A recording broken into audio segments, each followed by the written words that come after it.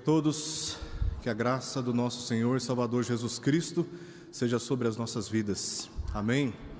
Como diz o salmista no Salmo 133, alegrei-me quando me disseram, vamos à casa do Senhor. Eu estou feliz de ver os irmãos aqui, voltando agora com as mudanças de decretos que nós tivemos e a oportunidade que temos de, aos poucos, retornarmos à participação dos nossos cultos públicos aqui. Sejam todos muito bem-vindos, que Deus abençoe a sua vida, a sua casa e assim também aqueles que nos acompanham pela internet. Vamos abrir as nossas Bíblias no livro de Daniel, capítulo 2. Estamos em regime de assembleia e a mensagem nesta manhã está considerando esse exercício do povo de Deus, de votar e participar da eleição dos seus oficiais. Daniel, capítulo 2, nós leremos os versos 20 a 23. Daniel, capítulo 2, versos 20 ao verso 23, que diz assim: Disse Daniel, seja bendito o nome de Deus, de eternidade a eternidade, porque dele é a sabedoria e o poder. É ele quem muda o tempo e as estações, remove reis e estabelece reis. Ele dá sabedoria aos sábios e entendimento aos inteligentes. Ele revela o profundo e o escondido, conhece o que está em trevas e com ele mora a luz. A ti, ó Deus de meus pais, eu te rendo graças e te louvo, porque me deste sabedoria e poder, e agora me fizeste saber o que te pedimos, porque nos fizeste saber este caso do rei. Vamos orar? Bendito Deus da nossa salvação, aqui rendemos-te graças, pois estamos reunidos na tua casa para te cultuar e ouvir mais a tua palavra. Obrigado por esses irmãos presentes. Obrigado, Senhor, por aqueles que nos acompanham pela internet. Obrigado porque, a despeito de tudo que estamos passando, nós, o teu povo, permanecemos unidos na tua palavra e na fé em torno do Senhor Jesus Cristo, seu único Filho. Te damos graças, ó Deus, porque agora podemos ouvir a tua palavra. E te pedimos que o Senhor deposite esta palavra nos nossos corações, fortalecendo a nossa consciência sobre aquilo que envolve a nossa vida e envolve o teu povo. Te pedimos que nos abençoe assim e oramos em nome de Jesus. Amém. Meus queridos irmãos, as eleições do nosso país, nessas eleições a população é convocada para eleger aqueles que haverão de ocupar cargos da mais alta responsabilidade nos poderes executivo e também legislativo. E esta eleição é promovida através do voto, reconhecendo a legitimidade daquilo que prescreve o parágrafo único do artigo 1º da Constituição Federal do Brasil, que diz assim: todo o poder emana do povo, que o exerce por meio de representantes eleitos ou diretamente nos termos desta Constituição. Somos assim ensinados que nossos governantes, eles exercem poder e este poder emana daqueles que o elegem. Contudo, na igreja aprendemos que o poder daqueles que são eleitos para o exercício de cargos oficiais não emana dos que votam neles, mas de Deus nos termos da sua palavra. Em seu livro, Os Presbíteros da Igreja, Lawrence Harris diz que Deus torna homens em presbíteros, e o dever da igreja é discernir que homens Deus tem dado para a igreja, para o ensino e governo. E passagens como Atos capítulo 6, verso 3, Atos capítulo 14, verso 23, 1 Timóteo capítulo 3, versos 14 e 15 e Tito capítulo 1, verso 5, nos convencem que é dever da igreja participar do processo de eleição de oficiais, para que estes exerçam com autoridade o poder que Deus lhes confere. E ao exercer esse dever de eleger os seus oficiais, a igreja está servindo ao Senhor e não a si mesma, porque a Bíblia nos ensina que somente Cristo tem poder e autoridade suprema na igreja, pois Ele é a sua cabeça. E essa autoridade é exercida para o bem do corpo de Cristo, para o povo de Deus, seja para alegria, seja para disciplina, como nós lemos em Oséias capítulo 8. E o meu objetivo aqui é justamente este: destacar que a escolha daqueles que ocuparão cargos oficiais na igreja deve antes discernir a vontade de Deus pelos critérios bíblicos já conhecidos por todos nós e bendizermos ao Senhor pelo resultado, independente daquele que for e será conhecido de todos nós.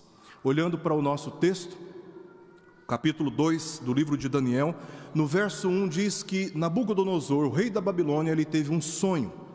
E ele se perturbou muito com este sonho, porque ele não compreendeu o seu significado. Então, dos versos 2 ao verso 11, vemos a empreitada do rei Nabucodonosor em busca daqueles que poderiam interpretar o seu sonho. Como ele não encontrou ninguém capaz de interpretar este sonho, versos 12 ao verso 15, ele mandou que todos os sábios no ambiente da Babilônia fossem mortos. Contudo, antes disso acontecer, verso 16, Daniel, tomando conhecimento disso, pediu uma audiência com o rei e tempo para que pudesse revelar o significado daquele sonho. Então, a partir dos versos 17 ao verso 18, entendemos que Daniel ocupou esse tempo com orações juntamente com os seus companheiros e a fim de obter da parte de Deus resposta para interpretar aquele sonho. E o verso 19 diz assim: então foi revelado o mistério a Daniel numa visão de noite. Daniel bendisse o Deus do céu. Deus respondeu a oração de Daniel, ele deu discernimento sobre o sonho daquele rei, e assim tanto ele como os demais conhecidos como sábios, os sábios pagãos da Babilônia, foram livrados naquele dia de serem mortos por ordem do rei Nabucodonosor. E o que lemos aqui nos versos 20 ao verso 23 são as palavras usadas pelo profeta Daniel para bendizer ao Senhor em face da resposta que o próprio Deus deu a ele mediante a experiência da oração. E o conteúdo desta oração de Daniel é muito pertinente para aquilo que estamos considerando nesta manhã, que é a eleição dos nossos oficiais. Mais uma vez, repito, o poder daqueles que exercem cargos oficiais, inclusive na igreja, não emana do povo que os elegem, mas do próprio Deus. E isso é claro naquilo que nós vemos aqui na passagem que lemos, versos 20 ao verso 23.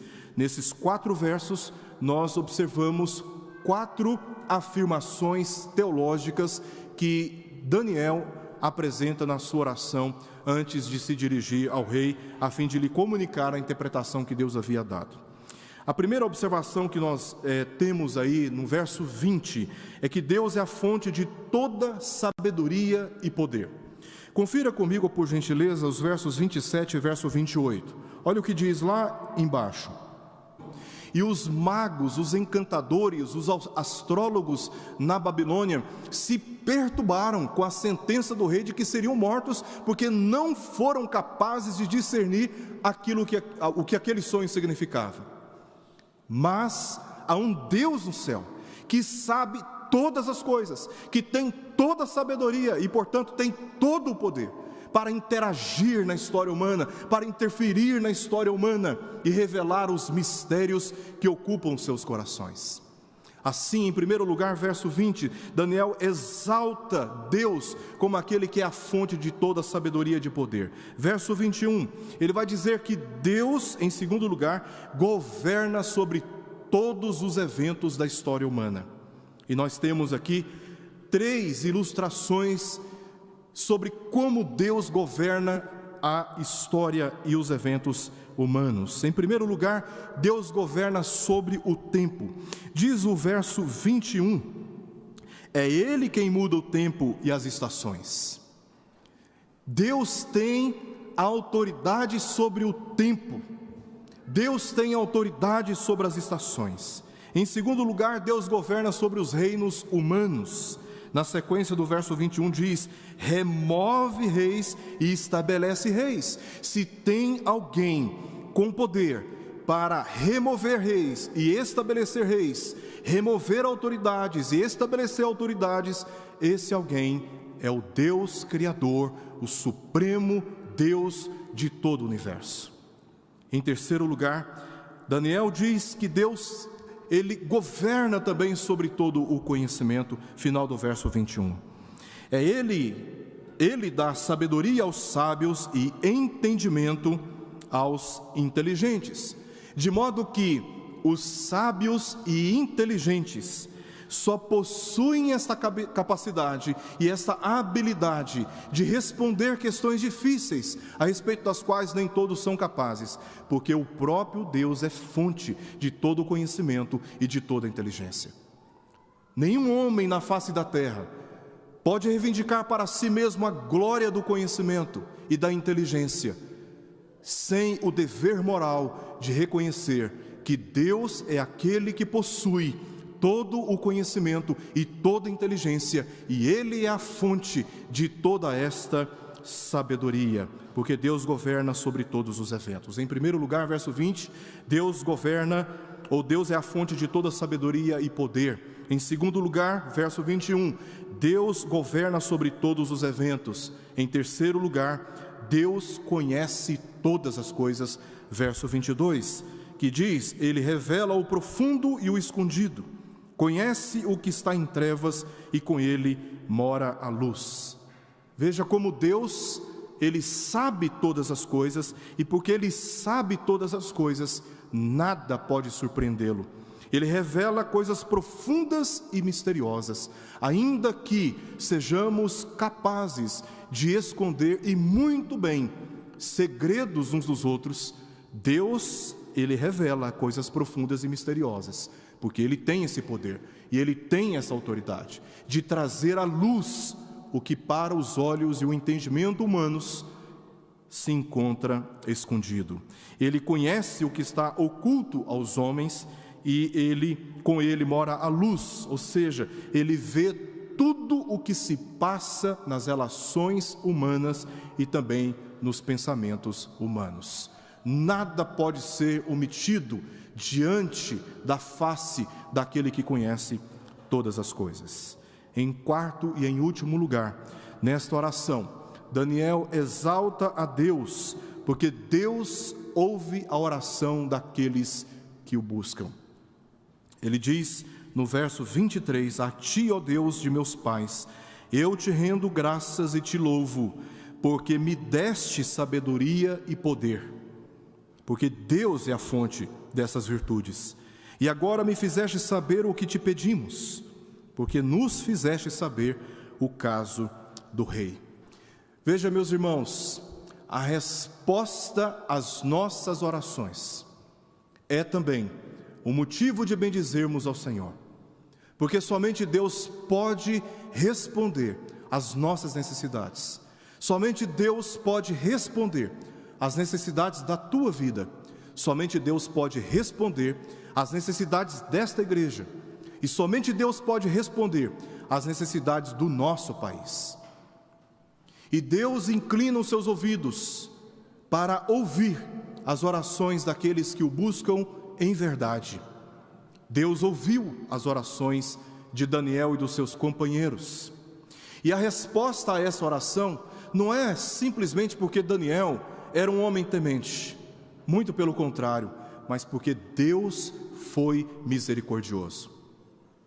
As respostas às nossas orações é também uma revelação da misericórdia de Deus por nós, e de modo algum podemos considerar qualquer merecimento da nossa parte, seja ele moral, seja ele pela ocupação, seja ele por aquilo que possuímos em termos de posses, seja ele por causa das heranças familiares que obtivemos na nossa formação. Não, a resposta às nossas orações é sempre uma manifestação da graça de Deus e da sua misericórdia, pois foi isso que Daniel considerou, olhando para aquilo que diz o verso 18. para que pedissem misericórdia ao Deus do céu sobre este mistério. Agora, olha o que diz o verso 30. E a mim me foi revelado este mistério, não porque haja em mim mais sabedoria do que em todos os viventes, mas para que a interpretação se fizesse saber ao rei, e para que entendesses as cogitações da tua mente. Daniel reconheceu que este sonho só foi interpretado pela sabedoria e poder dados segundo as misericórdias de Deus, pois esta foi a sua oração e o seu pedido ao Senhor. O que nós entendemos nessa história de Daniel, nessa oração de Daniel, que Deus é aquele que nos dá sabedoria e poder para discernirmos mistérios. Nós carecemos entender qual é a vontade de Deus para nós.